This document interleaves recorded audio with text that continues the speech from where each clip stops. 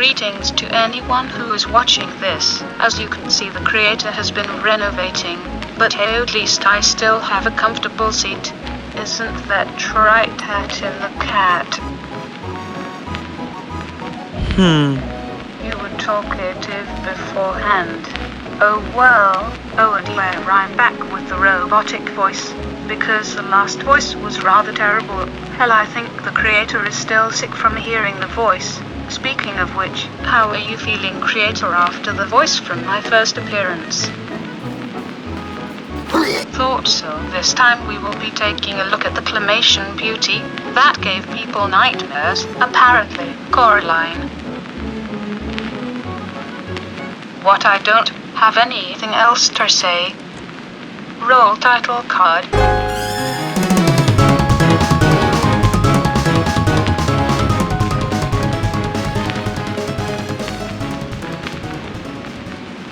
Okay, well, there is a bit of a reason for making this video, and it was all thanks to A Bit Frank. A Bit Frank.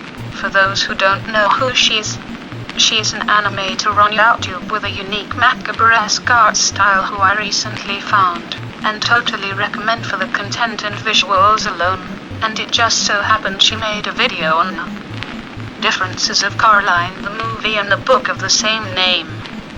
And that's when the thought occurred to me, it's been a while since I've seen that movie, why not let's watch and review it, this might be fun. So here it is, the Coraline review, because I want to wash the taste of the Cat in the Hat movie with something good, and maybe add some stabs that I might have let pass by last time I watched this. So, production started when the director of Coraline, Henry Selick, who also directed The Nightmare Before Christmas. Don't at me in the comments, I'm not opening that can of worms. Monkey Bone and James and the Giant Peach met with the author of Coraline, named Neil Gaiman, who apparently was a fan of The Nightmare Before Christmas. Can't say I blame him. Anyway, after getting the okay, Selick started work by hiring a concept artist named Tadahiro Yasuji, creating a 140,000 square foot warehouse to create the sets and using 3D models for objects and facial expressions. On top of this being a stop motion film, which I love. Now with that out of the way, What's this? A doll. Okay. Anyway, let's get on with the plot. Where did this doll come from? The story is after Coraline and her family moves to Oregon, and knowing how nothing interesting happens in Oregon, she gets bored and upset because she left her friends back in Michigan, and how her parents are always busy, when she suddenly finds another world in the walls, and it wasn't thanks to us in a wallpaper. No, it is thanks to a small door in the wall opened by a black button key which transports her, at night only, to another world where she meets her other mother, and a more interesting world full of colors and rather crazy people doing incredible things. Maybe it was the arsenic wallpaper. Anyway, instead of freaking out and going back home, she enjoys there until everything takes a bit of a dark turn. I'm going to give you a few spoilers in this review, like us children being murdered and eaten by the other mother. Trust me, it gets creepier. So with basic knowledge about the plot, let's... Oh, where did the doll go?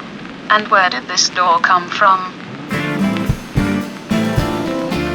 I don't recall having a doll this small before. Yeah.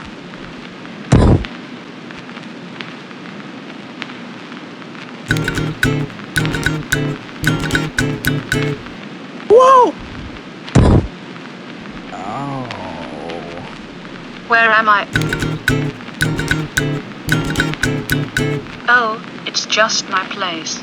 And is that Charlie? Charlie, what are you? Hello, Stacy. It's us, other Charlie. And welcome to the other world. A perfect world.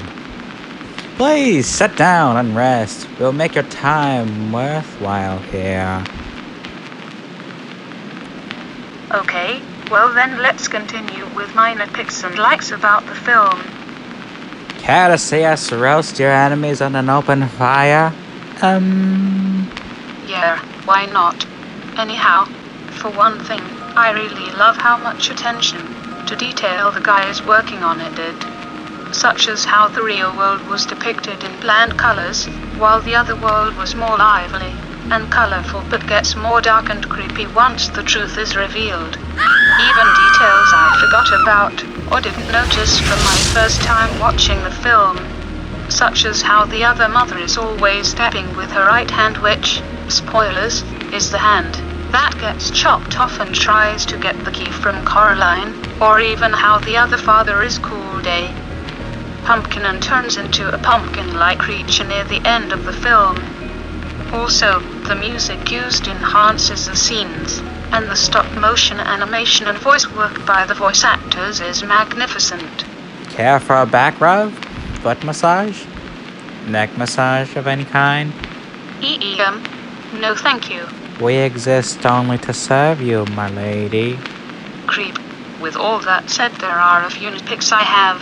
Not enough to ruin the film, but just things I noticed that raised a few questions. For starters, I don't understand why the other father and other white men want to help Coraline. What I mean is that the other mother Raw Beldam created everything, the world, the food, and the people. So why is it that the other Babinski and other actresses are trying to kill her, while the other father helps her, albeit being semi-help her, because he's being controlled by piano hands, by giving her a certain object for a game she and the Beldam are playing, and other white men by helping her escape, if she created them. Argue if you want, that her power is weak, but if the garden actresses and rats are trying to stop her, then why not these guys? I also feel like when Coraline enters the other world, I feel like she is a bit too calm for adolescent standards.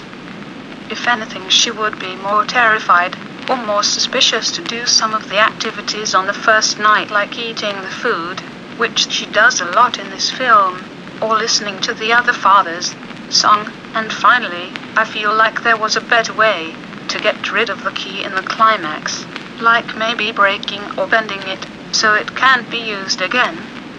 I don't know, that's just some thoughts that came up when watching. Are you enjoying yourself, Stacy? Well, yeah, I guess. Good. But there's just one thing you have to do if you wish to stay here. And that is? You need to give us your soul. Wait, what? You see, we strive on souls of belongs, and you would decay. You must hand over your soul to live forever in splendor. You know. Oh. Sorry, this place is nice, but my stuff is back home. Anyway, what do I think of Coraline? Honestly, I think it still holds up. Yeah, what a surprise. But everything is well executed, and the attention to the smallest detail is used later on to the film.